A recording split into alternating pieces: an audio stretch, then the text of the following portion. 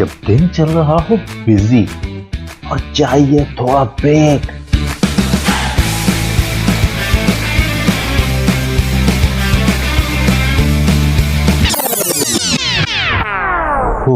I need a break. तो सुनिए delight delight with RJ Mavash Khan, Sunday to Thursday 12 to 3 PM। Radio वही अपना FM 107। जब दिन चल रहा हो बिजी और चाहिए थोड़ा ब्रेक,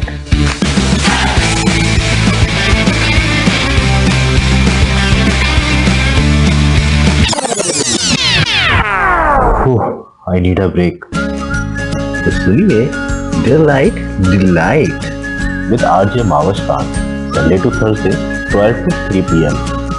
रेडियो वही अपना FM 107।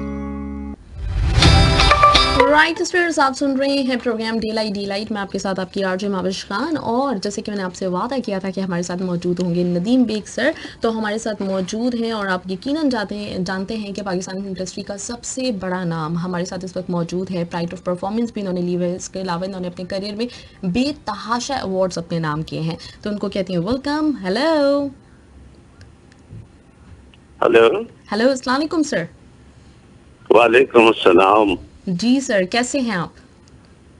अल्लाह का शुक्र है। सबसे पहले तो कतर में मुकीम सारे पाकिस्तानियों को मेरा बहुत सलाम, कतरियों को मेरा बहुत बहुत सलाम, और आपका बहुत बहुत शुक्रिया कि आपने मुझे कॉल किया। बोलिए सर, आपका बहुत बहुत बहुत शुक्रिया कि आपने हमें टाइम दिया, क्योंकि मेरे लिए इतनी बड़े ऑनर की बात है ये कि मैं आपसे इस वक्त बात कर रही हूँ। तो बहुत खुशी हो रही है। नहीं, आप लोग का भी बहुत बहुत शुक्रिया कि आपने याद किया मुझे। जी बोले।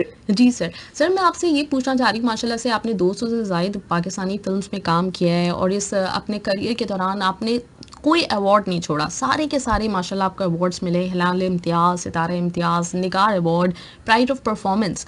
इतनी कामयाबियाँ आपने जो जमा की, तो इसका सिलसिला कैसे शुरू हुआ था? कहाँ से आपने शुरुआत की थी?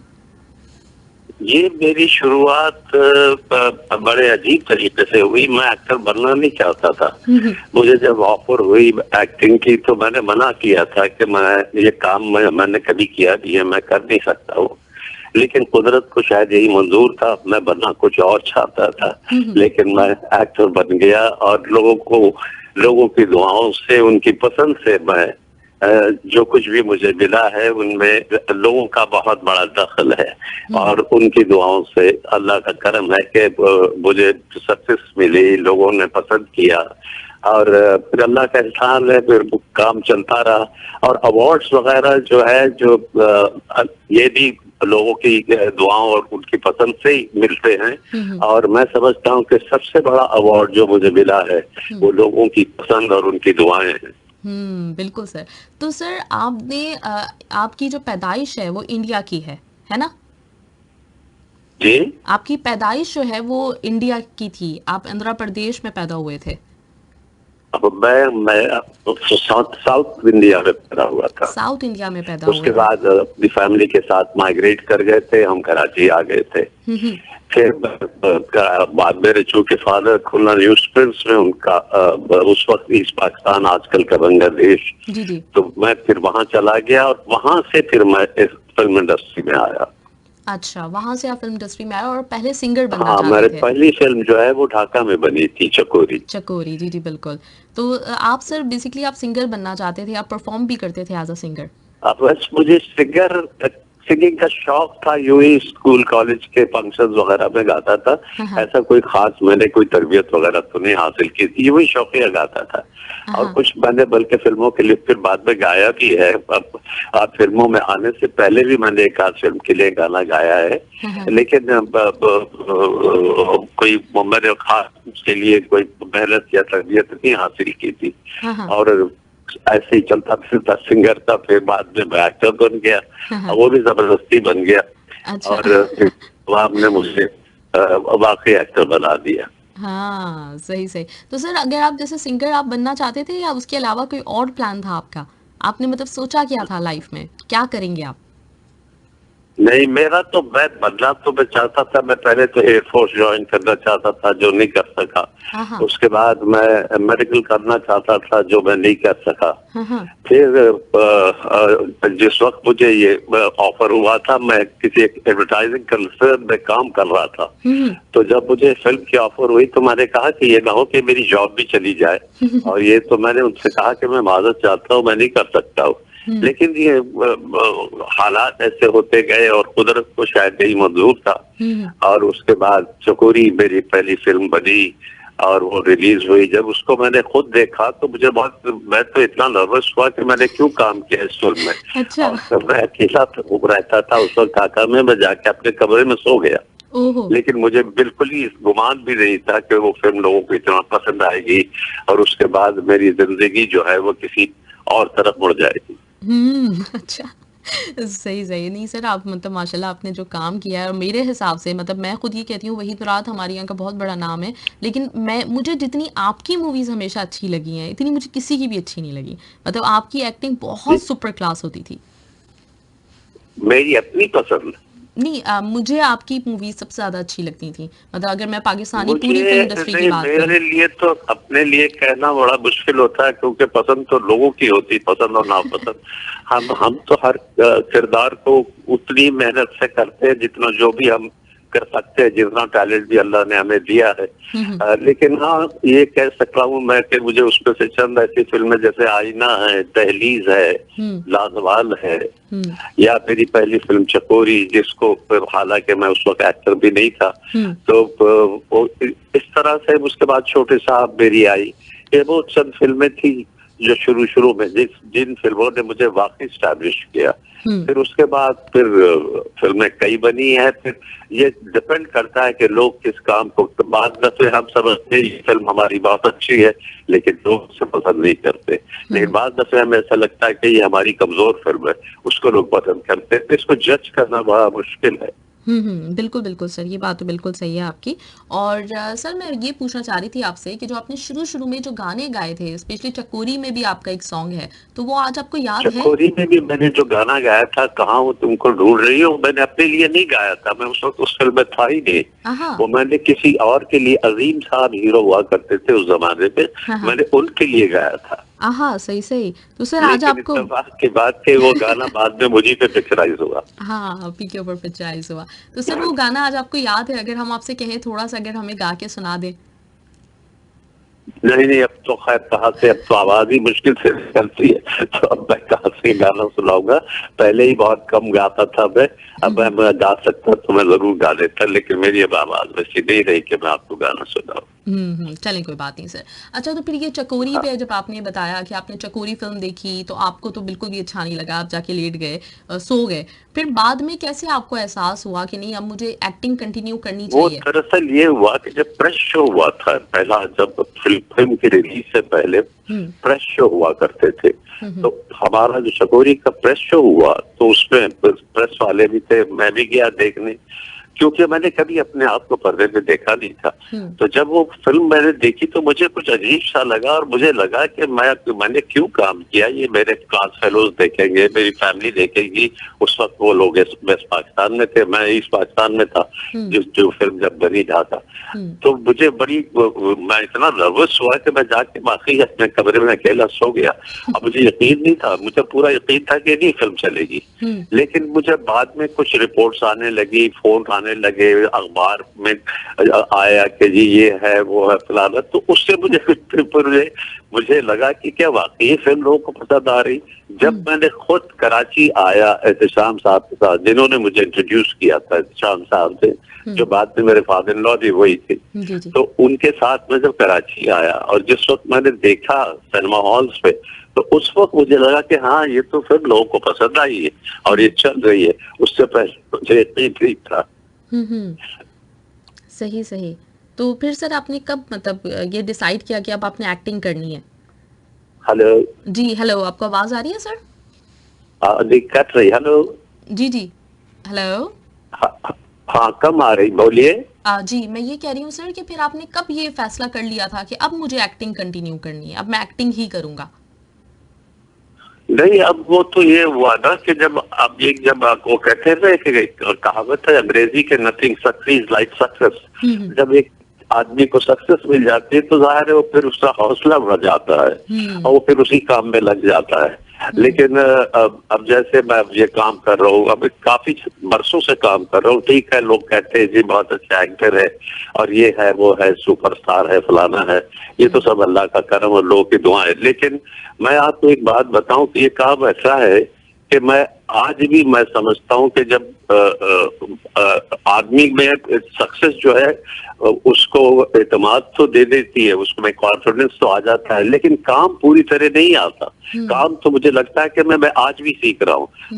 हर वक्त मुझे लगता है मैं नया काम कर रहा हूँ और नया चैलेंज मेरे सामने है। तो ये सीखने का जो सिलसिला है ये कभी खत्म नहीं होता। आप रहते, ठीक है, आपको थोड़ा सा एतमाद आ जाता है, आपके काम को लोग पसंद करते कॉन्फिडेंस, लेकिन काम नहीं आता। यू रिमेन अ स्टूडेंट, आप सीखते ही रहते हैं।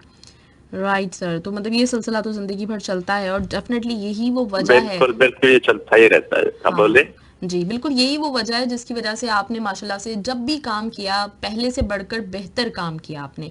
हर दफ़ा आपका नया से नया अच्छा से अच्छा काम देखने को मिला। सर आपकी बहुत सारी मूवीज़ ने 100 हफ्ते मूवीज़ लगी रहती थी सिनेमा हॉल में। मैं तो फिर ढाका के बाद, चूंकि मेन हमारी इंडस्ट्री लाहौर थी ना, जी जी, तो चूंकि मेरी ज्यादा ऑफर्स पे लाहौर से आने शुरू हो गई, तो फिर मैं ढाका से लाहौर शिफ्ट हो गया था। हाँ। और फिर एक लंबा अर्सा मैं फिर ढाका लाहौर ही में रहा, वही सारी इंडस्ट्री रही। फिर बाद में जब इंडस्ट्री के हालात कुछ बिगड़े तो उसके बाद मैं अब कराची शिफ्ट हो गया हूँ काफी अरसे से। सही। तो सर मैं पूछना ये चाह रही थी आपसे कि आपकी मूवीज ने ना कुछ डायमंड जुबली बहुत सारी मूवीज ने आपकी की है ना? हाँ जी, जिसमें आईना भी है, जिसमें आईना है, कुर्बानी है, आपकी मूवीज कई हफ्ते तक लगी रहती थी उस जमाने में। हाँ, उस जमाने में जब हमारी फिल्में, जो शुरू की मैं बात कर रहा हूँ, उस जमाने में टेलीविजन का इतना आम नहीं था, तो लोगों के लिए जो सही एंटरटेनमेंट था वो फिल्में ही थी। तो लोग ज्यादातर आके फिल्में देखते थे क्योंकि उनके पास और कोई सोर्स ऑफ एंटरटेनमेंट नहीं था। तो अब चूंकि अब दुनिया भर की और चीजें आ गई हैं, वो मोबाइल फोन पे सब कुछ देखते हैं, टीवी देखते हैं, तो फिल्मों का वो रुझान जो उस वक्त था लोगों का, उतना नहीं है। अभी भी है, लोग जाते हैं, देखना चाहते हैं, बाहर निकलते हैं।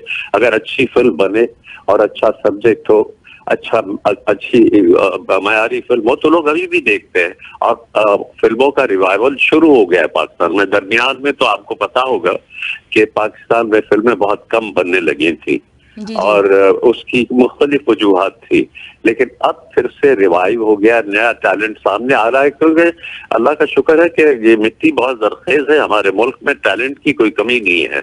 कमी है तो उनके लिए मौक़ों की कमी है, और वो अब आहिस्ता आहिस्ता सब सामने आ रहे, लोग बना रहे, और इंशाअल्लाह मुझे उम्मीद है कि आगे चल के और बेहतर और अच्छी फिल्में बनेगी पाकिस्तान में। जी सर, इंशाअल्लाह ताला, बिल्कुल। अच्छा सर, आपने सबसे ज्यादा जिस मतलब हीरोइन की अगर हम बात करें तो आपने शबनम साहिबा के साथ बहुत काम किया है। हाँ, दरअसल हुआ ये था कि जब मैं फिल्मों में आया था तो शबनम तो मुझसे पहले फिल्मों में काम कर रही थी, लेकिन जब मैंने चकोरी में काम किया था उस वक्त वो फिल्मों से अलहदा हो चुकी थी। वो रोबिन घोष साहब के साथ शादी के बाद वो फिल्में छोड़ चुकी थी। वो मेरे फिल्मों में आने के 2-3 साल बाद वो फिर से उन्होंने फिल्में करनी शुरू की, और इत्तेफाक से पहली फिल्म उन्होंने मेरे साथ की। उसके बाद वो चूंकि फिल्म चल गई तो वो फिर वो एक के बाद दूसरी के बाद तीसरी, वो कमर्शियल फिल्मों में यही होता है कि जी ये चल गया तो बस इसी को लेना ही नहीं चाहिए। तो वो एक हमारा एक इतना ऐसा पेड़ हिट हो गया लोगों में, तो वो फिर ज्यादातर फिल्में मेरी शबनम के साथ बनी। उसके बाद बाबरा के साथ मैंने काम किया कई फिल्मों में, और फिर मुख्तलिफ हीरोइंस के साथ किया, लेकिन ज्यादातर काम जो है मैंने शबनम के साथ किया।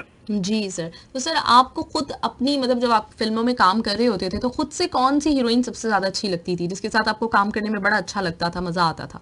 केमिस्ट्री आपकी मैच नहीं, करती थी? काम पे देखिए ना, काम मुझे वो अच्छी लगती थी जो अपने किरदार से इंसाफ करती थी और जो अपने कैरेक्टर के साथ उसमें अपने आप को ढालती थी, वो अच्छी लगती। क्योंकि हम लोग, हमारा काम ऐसा है कि हम सिर्फ मैं अच्छा अगर कर रहा हूँ, मेरे सामने वाला या वाली अच्छी नहीं है तो हम नहीं अच्छे लगेंगे। हमारा ये टीम वर्क है, जब तक हमारी पूरी टीम अच्छा नहीं काम करेगी हम नहीं अच्छे लगेंगे। तो मुझे सारी मेहनत से काम करती थी, अच्छा काम करती थी। कभी उसमें किसी वो कामयाबी भी होती है, नाकाम भी होती थी, लेकिन यह है कि जो मेहनत और लगन से काम करती थी वो डेफिनेटली उनको अल्लाह उनकी मदद भी करता है और उनको कामयाबी अता करता भी है। जी जी, बिल्कुल सर, सही बात है। अच्छा सर, मेरे पास कुछ सवाल आपके लिए मौजूद हैं। असमत आफरीदी ने आपसे पूछा हुआ है कि आप सबसे पहले आपको वेलकम कहा है, उन्होंने कहा है कि बहुत खुशी हो रही है आप हमारे साथ हैं, और रिक्वेस्ट उन्होंने की है कि पहले की तरह आज भी हम आपको स्क्रीन पे देखना चाहते हैं, फिल्म्स में भी, ड्रामे में भी। तो उम्मीद करते हैं कि फ्यूचर में हम आपको देख सकेंगे स्क्रीन के ऊपर। मेरी चल रही है ना फिल्में, पिछली ईद पे तो लगी थी दो, एक तो परे हट लव यहाँ लगी थी, एक सुपरस्टार, दो फिल्में मेरी ईद पे। उसके बाद फिर ये कोरोना का सिलसिला शुरू हो गया तो फिल्मों की रिलीज बंद होगी। मेरी दो फिल्में ऐसी हैं जो अभी रिलीज होने वाली है, लेकिन ये कोरोना की वजह से रुकी हुई हैं। अच्छा मेरे सर। ख्याल से अब बेहतर हो गए अल्लाह के फजल से हालात, हाँ। तो शायद जल्द ही रिलीज होंगी। अच्छा सर, क्या नाम है मूवीज के? एक तो है ना शान की फिल्म राख या कुछ ऐसा, मुझे आई एम सॉरी मेरे जहन से नाम निकल रहा है, हाँ। और एक दूसरी फिल्म है जो कराची में बनी, वो भी उसका नाम भी मुझे नहीं याद। दो फिल्में ये तैयार है रिलीज के लिए। ग्रेट। और वो जो शान वाली फिल्म है उसको शान ही ने डायरेक्ट की है, प्रोड्यूस किया है, अच्छा वाह। और वो काफी मेहनत से बनाई है उन्होंने। अब देखिए कब रिलीज होती है, क्योंकि कोरोना की वजह से तो आपको पता है सारी दुनिया में जो हालात हुए हैं उसकी वजह से वो सिनेमा हॉल वगैरह भी बंद थे। अब रफ्तार रफ्तार खोलने लगे हैं, तो शायद जल्द रिलीज हो जाए। Right sir. अच्छा सर, एक कॉल हमारे साथ है तो हम कॉलर को लेते हैं साथ, और ये आपके बहुत बड़े फैन हैं, आपकी सारी मूवीज इन्होंने देखी हुई हैं, तो इनको देखते हैं क्या कहना चाहते हैं आपसे। हेलो जी, हेलो, अस्सलाम वालेकुम जी। अस्सलाम वालेकुम सर। वालेकुम अस्सलाम। वालेकुम अस्सलाम। आपको हेलो जी, बोलिए। सर जी वेलकम कहते हैं हम आपको, और यकीन कीजिए कि हमारी जिंदगी की बहुत बड़ी आज ख्वाहिश जो है ना सर जी पूरी हो गई है। बस ये सब आप ही लोगों की मोहब्बत और दुआएं हैं। आपका बहुत बहुत शुक्रिया, आप लोग याद करते हैं, और ये आप ही लोगों की वजह से मैं आज जहाँ हूँ, ये इसमें सब आप ही लोगों का दखल है।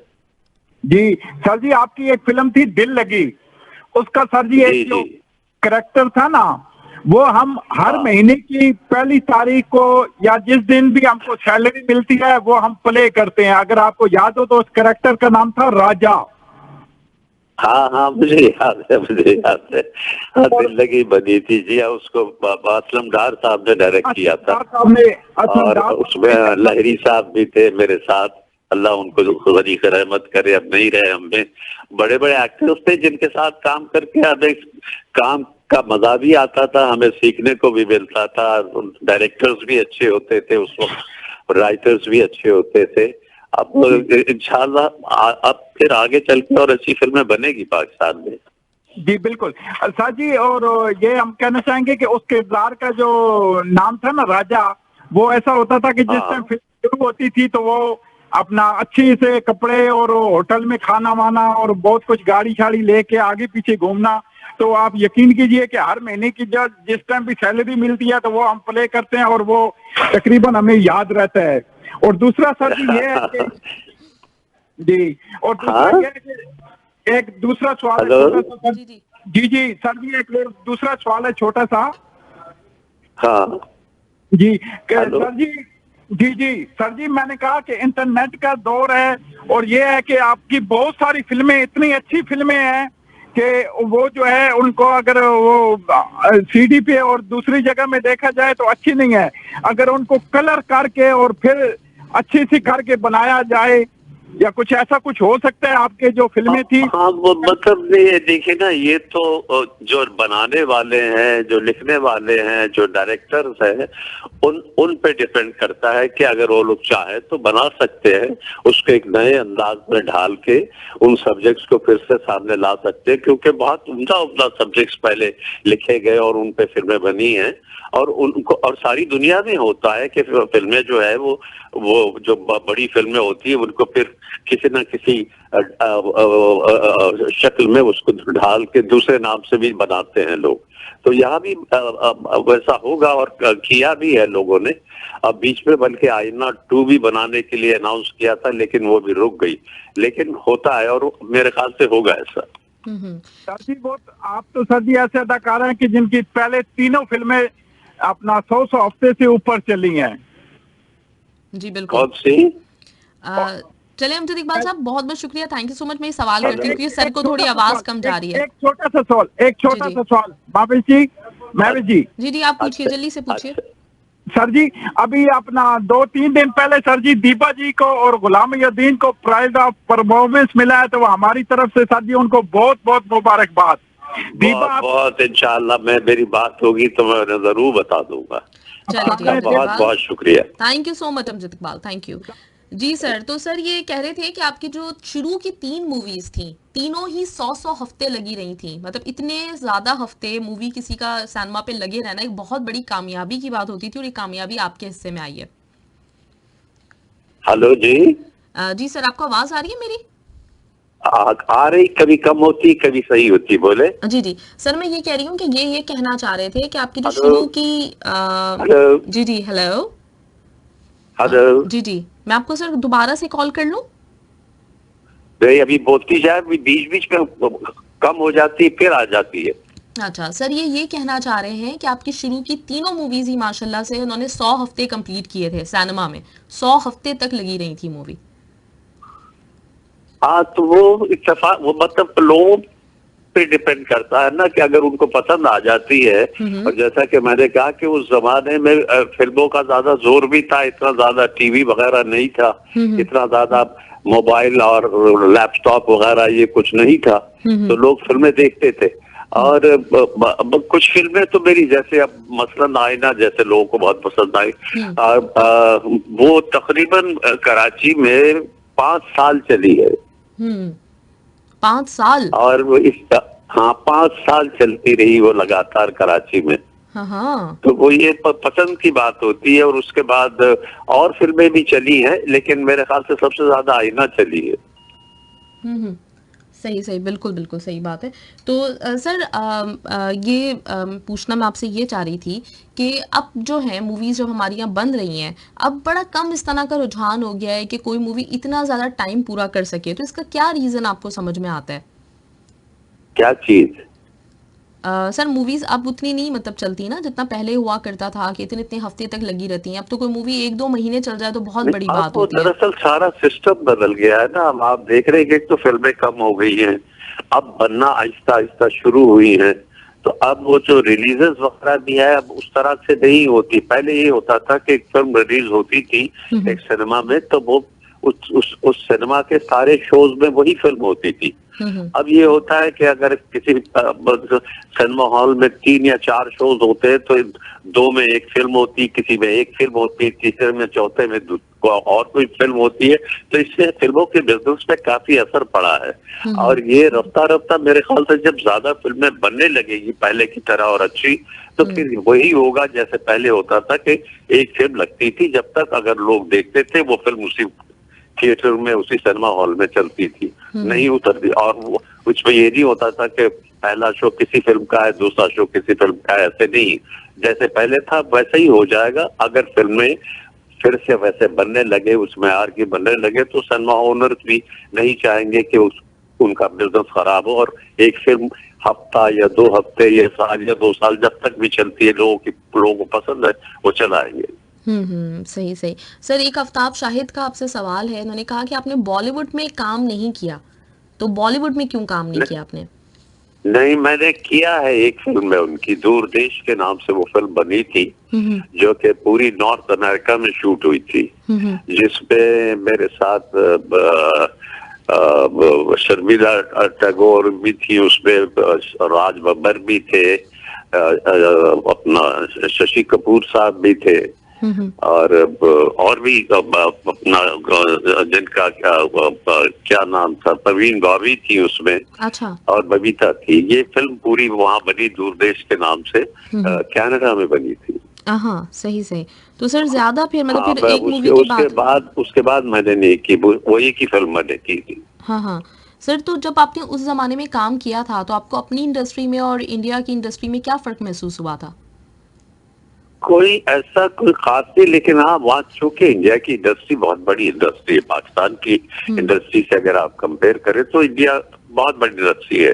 और वो मुझे लगा कि इंडिया में काम करके मुझे बड़ा मतलब चाहे वो दूसरे मुल्क की फिल्म है, लेकिन बड़े प्रोफेशनल वे से वो लोग काम करते हैं। और चूंकि वो बहुत बड़ी स्टैब्लिश इंडस्ट्री है, तो उनके पास एक तो फैसिलिटीज ज्यादा हैं, फाइनेंसेस ज्यादा हैं, तो जाहिर है वो उनको एज है पाकिस्तान में। लेकिन पाकिस्तानी फिल्में भी आपको याद होगा कि कम बजट के बावजूद, कम वसाइल के बावजूद भी पाकिस्तान में ऐसी ऐसी फिल्में बनी हैं जो हिंदुस्तानी फिल्मों के आमने सामने लगती थी। उस जमाने में इंडियन फिल्में भी हमारे यहाँ चलती थी, पाकिस्तानी भी चलती थी, और जो अच्छी होती थी वो चलती थी, जो अच्छी नहीं होती थी वो उतर जाती थी।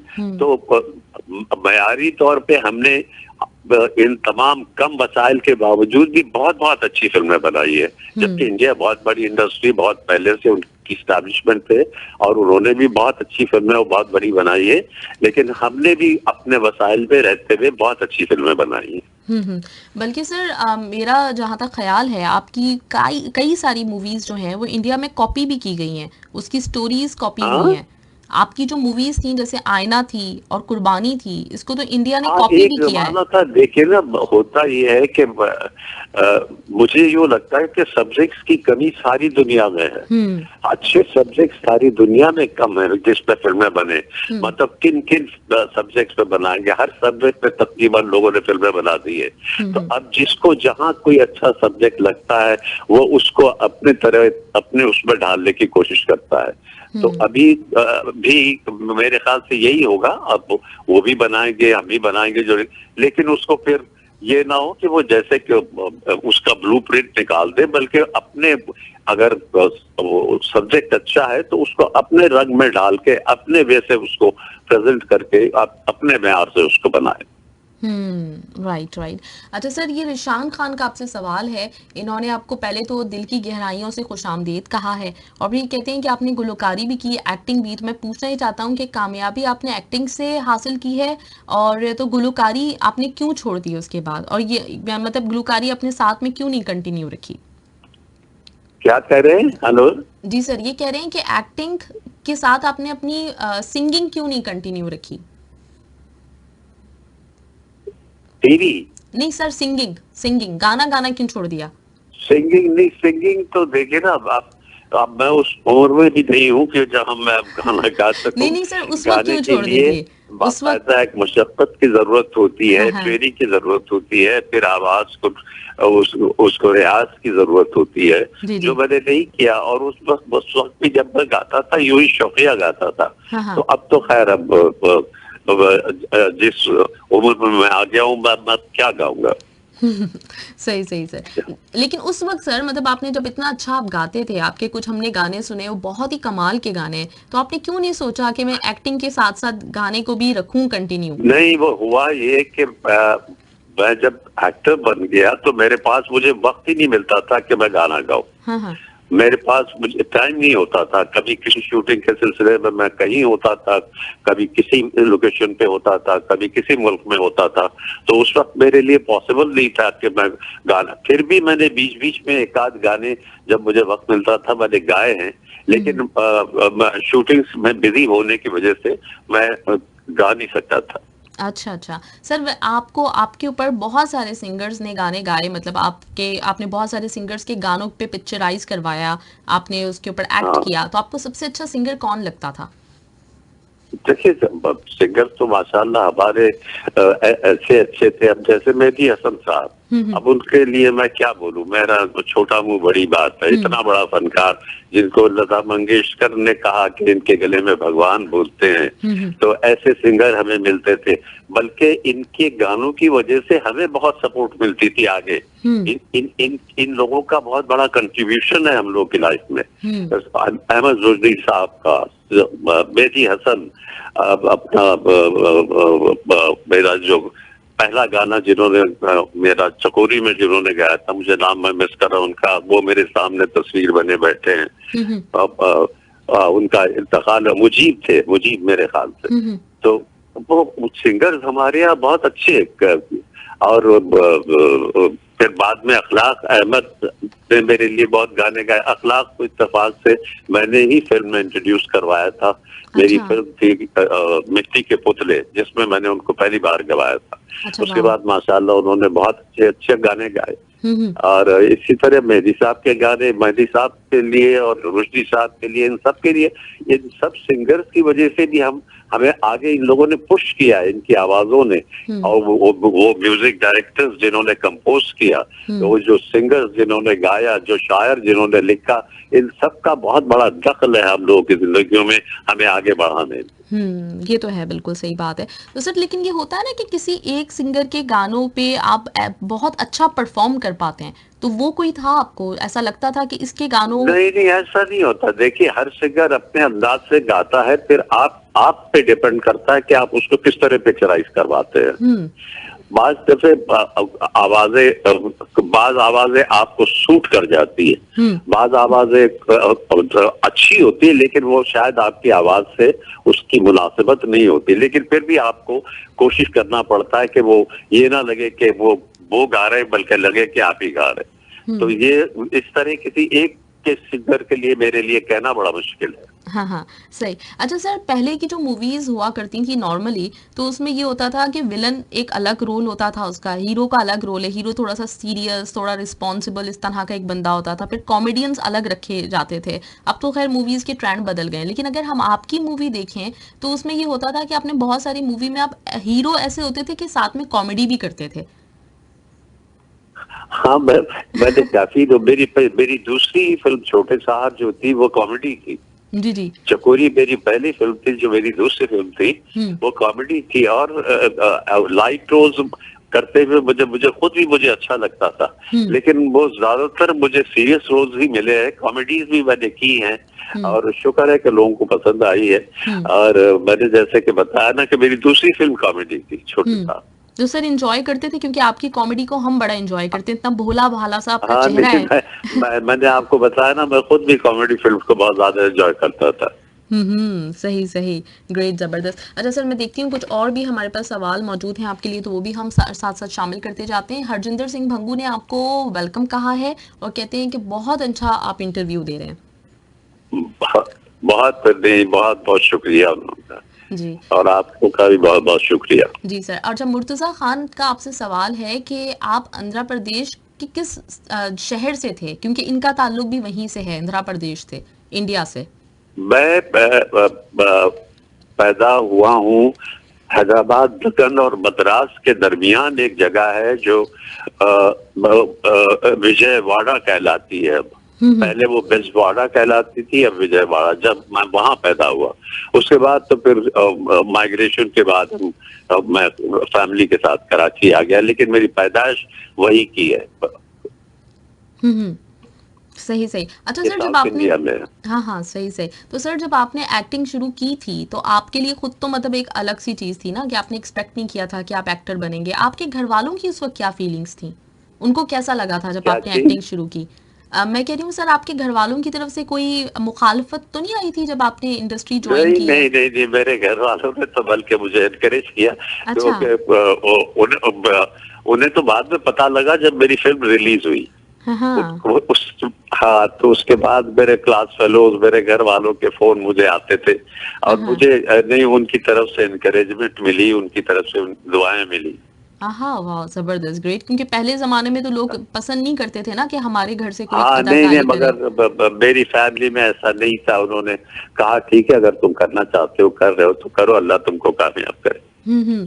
अच्छा सर, ग्रेट, जबरदस्त। तो आप सर कितने भाई बहन थे, मतलब कुछ थोड़ा अगर अपनी फैमिली, क्योंकि हमें कुछ मेरे भी नहीं पास पता एक आपकी फैमिली के मैं बारे और में। मेरा एक छोटा भाई, हम दो भाई।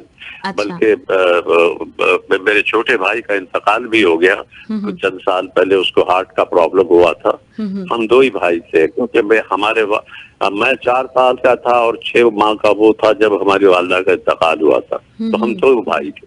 अच्छा अच्छा, सही सही। तो सर आपके छोटे भाई ने फिर नहीं इरादा किया कि वो इंडस्ट्री ज्वाइन करें, आपकी तरह एक्टर बने? नहीं नहीं, वो और किसी और फील्ड में काम करते थे। हाँ हाँ। वो इस इंडस्ट्री की तरफ नहीं आए। अच्छा, और फिर सर आपके बेटों ने भी नहीं बाद में फैसला किया, आप उनको भी मतलब? हाँ नहीं, किसी ने भी नहीं। फिर मेरी फील्ड में नहीं आया दोनों में से कोई भी। हम्म। बड़ा बेटा जो है वो डायरेक्ट करता है टीवी की सीरियल वगैरह, अच्छा लेकिन अच्छा। एक्ट नहीं करता। हाँ हाँ, सही सही। और छोटा बेटा?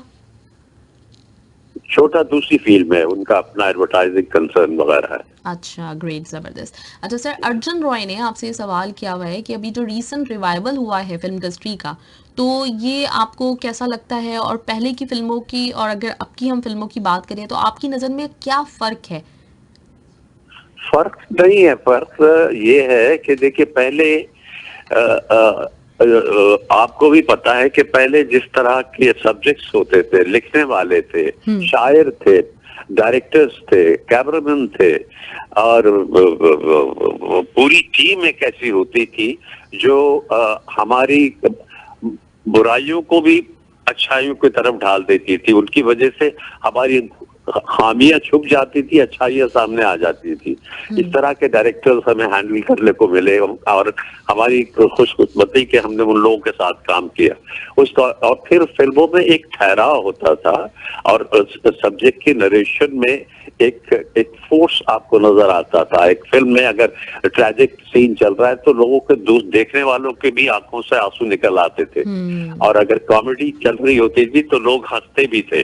तो वो उस तरह का माहौल अब फिल्मी इंडस्ट्री का वो रहा नहीं है। अब आहिस्ता आहिस्ता से फिर रिवाइव हो रहा है। आपको पता है कि बीच में तो ना बनने के बराबर पाकिस्तान में फिल्में का हाल हो गया था, मुश्किल से कोई एक आध फिल्म बन रही थी। उसके बाद अब फिर से दोबारा एक फिल्म चंद सालों से शुरू हुआ है और इसको वक्त लगेगा। और फिर जो फिल्मों में जो ठहराव चाहिए, क्योंकि अब ज्यादातर वो लोग आए हैं फिल्मों की तरफ जो टेलीविजन से निकल के आए हैं। तो टीवी का मिजाज और है और फिल्म का मिजाज और है। टीवी लगता तो एक छोटा पर्दा एक बड़ा पर्दा है, लेकिन दोनों के मिजाज में जमीन और आसमान का फर्क है। क्योंकि टीवी में आप एक बात 30 से 40 या 25-26 घंटों में करते हैं, यहाँ आपको एक बात 2 से 2.5-3 घंटों में खत्म करनी है। तो दोनों के मिजाज में बहुत फर्क है और उसको समझने के लिए जो आए हैं जितने नए मेकर, थोड़ा सा इनको वक्त लगेगा। ये मेहनत कर रहे हैं, बना रहे हैं, अभी भी चंद अच्छी फिल्में भी बन रही, साथ साथ लोग कोशिश कर रहे हैं, ठीक है अच्छे ना सही लेकिन बना रहे हैं। लेकिन थोड़ा सा वक्त लगेगा इनको इसके फिल्म के मिजाज को समझने में और उसको उस मैयार पे लाने में।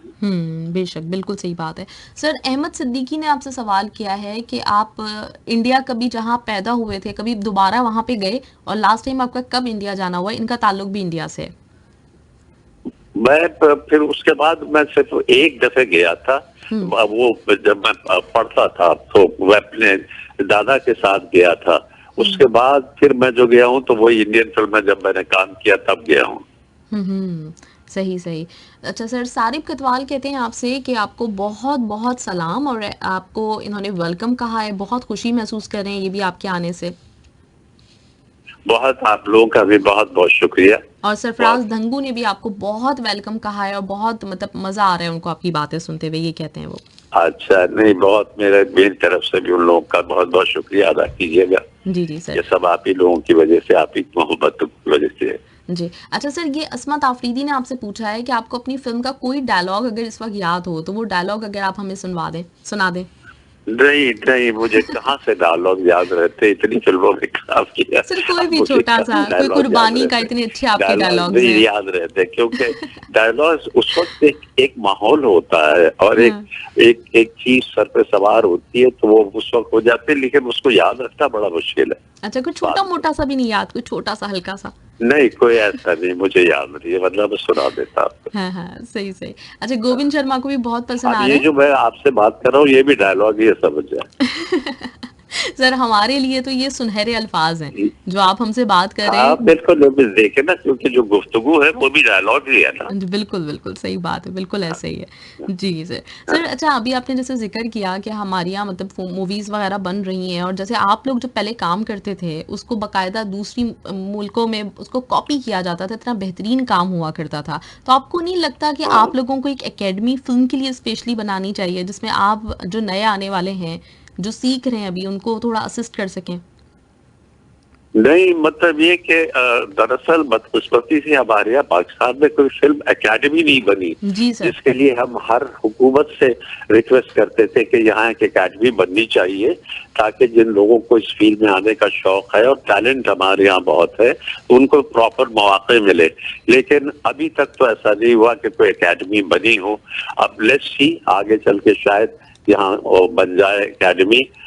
जिस तरह से हिंदुस्तान में पूना की एकेडमी की वजह से बॉम्बे की इंडस्ट्री को बहुत ज्यादा एनकरेजमेंट मिली है, इसी तरह हमारे यहाँ भी अगर एकेडमी हो जाए और लोग उससे निकल के आए, सीख के आए, अपने काम को मुख्तलिफ फील्ड से ताल्लुक रखने वाले, चाहे वो कैमरा का हो या एक्टिंग का हो या साउंड का हो, वॉटेवर, तो फिर उसका म्यार भी बेहतर होगा और लोगों को एक चैनल मिलेगा कि जहाँ से होकर, जिनको शौक तो है लेकिन उन्हें ये नहीं पता कि वो कहाँ जाए, किसके साथ काम करे, तो अगर एक एकेडमी हो जाए और वहां से अगर वो निकले तो उनके लिए काम करने के मौके भी हो जाएंगे पैदा, और उनका प्रॉपर काम करने का तरीका भी उनको आ जाएगा। बिल्कुल सही बात है। तो सर इस वक्त में जो काम कर रहे हैं लोग, तो उनमें आपको सबसे ज्यादा किस में नजर आता है कि वो टैलेंट है कि वो मूवीज को आगे बढ़ा सकते हैं? बहुत टैलेंट है, मैं आपको बता रहा हूँ कि मुझे तो ये जो हमारे आजकल जो यंगस्टर्स काम करते हैं, मैं तो इनको देख के हैरान होता हूँ। इनकी तरह तो हमने भी नहीं काम किया। ये बहुत टैलेंटेड लोग हैं, इन्हें हैंडल करने वालों की कमी है। कमी है तो इनसे काम लेने वालों की कमी है। काम करने वालों की हमारे यहाँ कोई कमी नहीं है, बहुत उम्दा और बहुत अच्छा काम करते हैं लोग।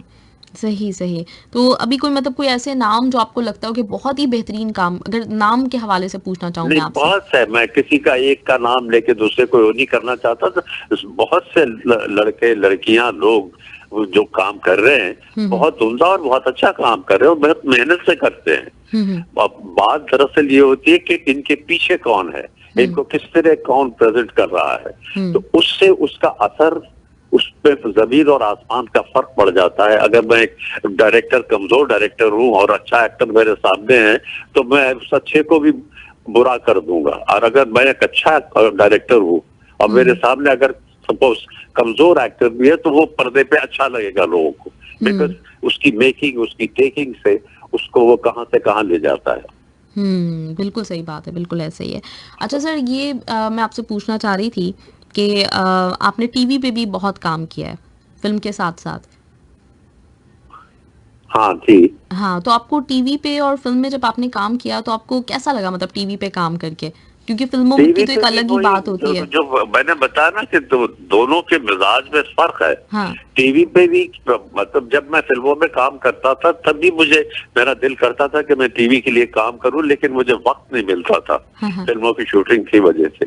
बीच में जब फिल्में कम हुई हैं, काफी बनना बंद हुई है, तो फिर मैंने टीवी के लिए काम किया और मुझे अच्छा लगा। टीवी का टीवी का एक अपना एक मिजाज है, उसको जाहिर है उस टीवी के मिजाज को मैं अपने आप को ढालने में मुझे वक्त लगा। जाहिर है मैं फिल्मों से आया था, तो लेकिन टीवी पे भी आपको पता है कि हमने कैसे कैसे ड्रामे, कैसे कैसे सीरियल्स प्रोड्यूस किए हैं जो आज भी लोगों के जहन से मिटते नहीं है। बिल्कुल सही बात है, बिल्कुल ऐसा ही है। तो सर आपने प्रोड्यूस भी किए हैं प्लेस? मैंने सिर्फ 2 फिल्म प्रोड्यूस की है। 2 फिल्म प्रोड्यूस एक मिट्टी के पुतले थी मेरी, जिसमें मैंने बताया कि अखलाक को हमने एज ए सिंगर इंट्रोड्यूस किया था। जी जी। और दूसरी मेरी फिल्म थी मुखड़ा, जो पंजाबी थी, जो बाबरा के साथ थी मेरी। ये 2 फिल्में मैंने प्रोड्यूस की थी, उसके बाद मैंने प्रोड्यूस नहीं किया कोई। सही सही। तो सर ये पंजाबी मूवीज का हमारे यहाँ एक बड़ा रुझान हो गया था, जैसे भी आपने बताया भी, और एक जमाना था कि सारी की सारी पंजाबी मूवीज बन रही थी और पंजाब से ही मूवीज हो रही थी।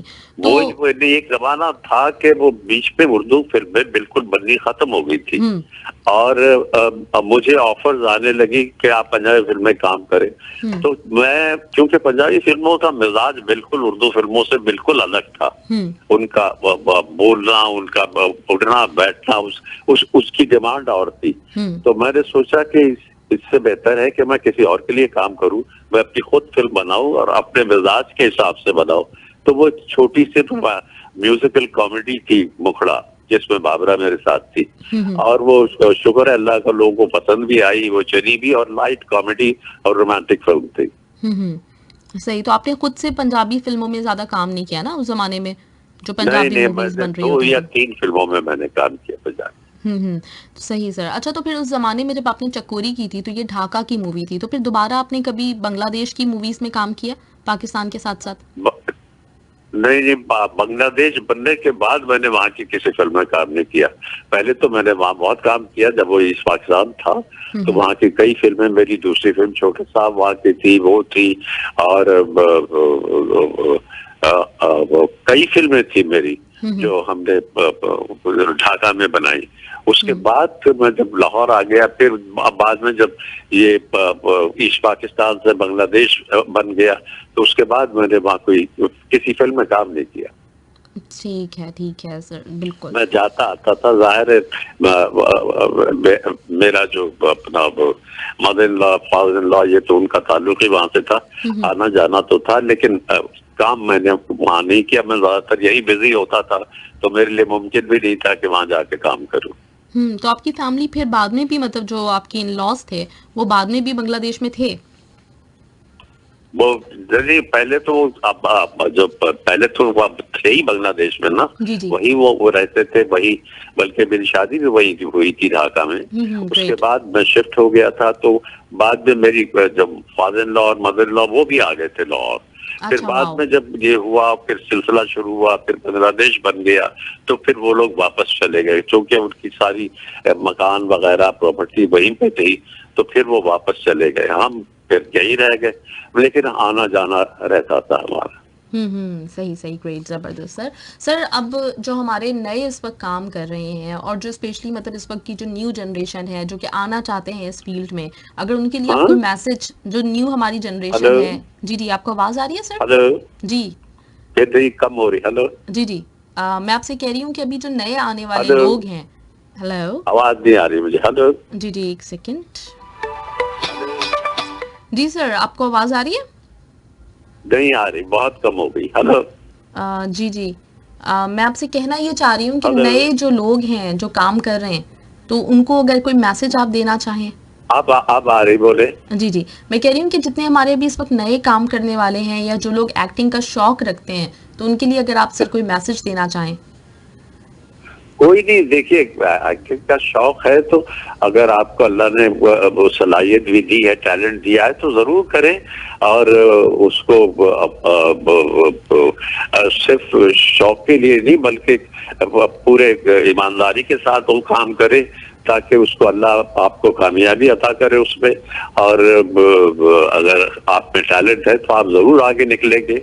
मेहनत करना पड़ता है, मेहनत तो आपको हर काम में करना पड़ता है। किसी भी फील्ड में आगे बढ़ने के लिए बगैर मेहनत के तो इंसान आगे नहीं बढ़ता। इसी तरह एक्टिंग की फील्ड भी है, इसमें सबको जो है वो मेहनत तो करनी पड़ती है।